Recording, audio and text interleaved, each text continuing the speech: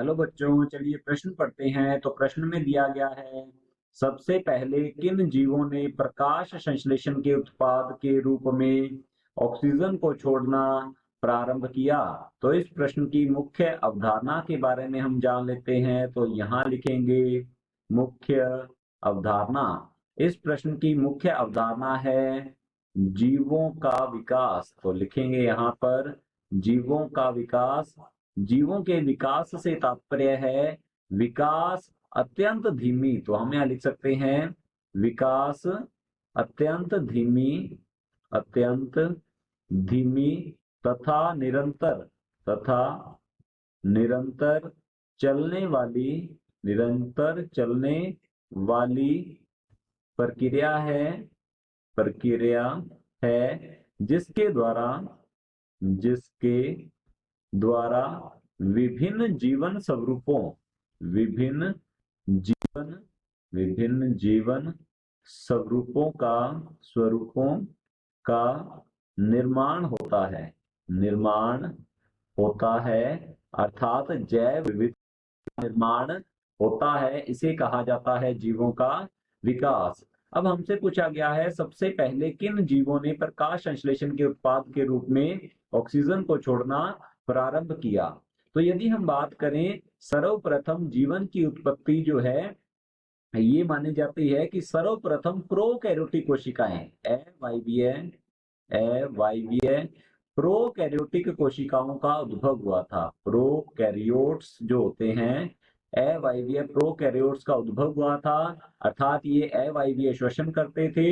और ये हम कह सकते हैं पोषण के आधार पर, यदि हम बात करें पोषण के आधार पर, तो पोषण के आधार पर ये रसायन परपोषी थे। तो यहाँ लिखेंगे ये रसायन परपोषी, रसायन परपोषी होते हैं। और फिर इनमें कुछ उत्परिवर्तन हुए और इनमें विकास के द्वारा निर्माण हुआ रसायन स्वपोषी जीवों का। तो यहाँ हम लिख सकते हैं फिर आए रसायन स्वपोषी, रसायन स्वपोषी प्रोकैरियोट्स, प्रोकैरियोट्स आए। और ये रसायन स्वपोषी प्रोकैरियोट्स जो हैं आज भी हमारी धरती पर पाए जाते हैं। ये पाए जाते हैं समुद्र के अंदर। और इनका उदाहरण हम दे सकते हैं, ये होते हैं sulphur planktonic, sulphur planktonic, planktonic bacteria या जीवाणु जो होते हैं ये रसायन स्वपोषी होते हैं। और ये जब निर्माण करते हैं भोज्य पदार्थों का तो वहां पर ऑक्सीजन मुक्त नहीं करते। ये अन्य हम कह सकते हैं जैसे कि सल्फर मुक्त करते हैं, अन्य रसायनों को मुक्त करते हैं, ऑक्सीजन मुक्त नहीं करते। इसके बाद कुछ अन्य सालों के अंदर रसायन स्वपोषी में भी उत्परिवर्तन हुए जिससे कि एक नई जाति बनी इन प्रोकैरियोट्स की, जिन्हें कहा जाता है नील हरित शैवाल।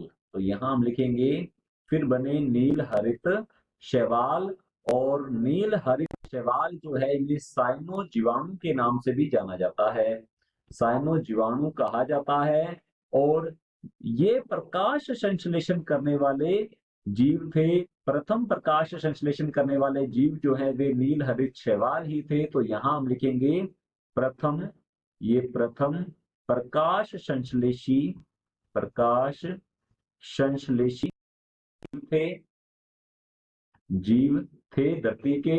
और ये कार्बन डाइऑक्साइड के अपचयन के लिए उपयोग करते थे जल का, मुक्त करते थे ये ऑक्सीजन। तो यहाँ हम लिख सकते हैं कार्बन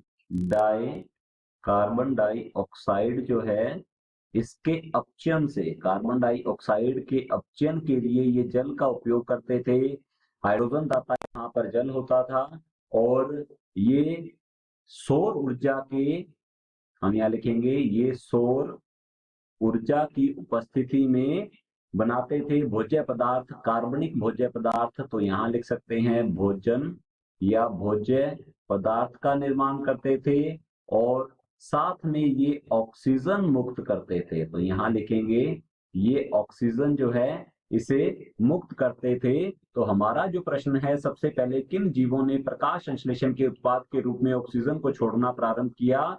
तो प्रथम प्रकाश संश्लेषी जीव जो कि नीलहरी शैवाल है, इन्होंने ही प्रकाश संश्लेषण के उत्पाद के रूप में ऑक्सीजन को छोड़ना प्रारंभ किया था। तो हमारा उत्तर होगा नील हरित शैवाल, नील हरित शैवाल, या जिन्हें साइनो जीवाणु भी कहा जाता है, इन्होंने ही सर्वप्रथम प्रकाश संश्लेषण के उत्पाद के रूप में ऑक्सीजन को छोड़ना प्रारंभ किया था। इन्हीं की वजह से जो अपचायक वातावरण था वह ऑक्सीकारक के रूप में परिवर्तित हुआ धरती का। आशा करता हूं आपको समझ में आया होगा। धन्यवाद।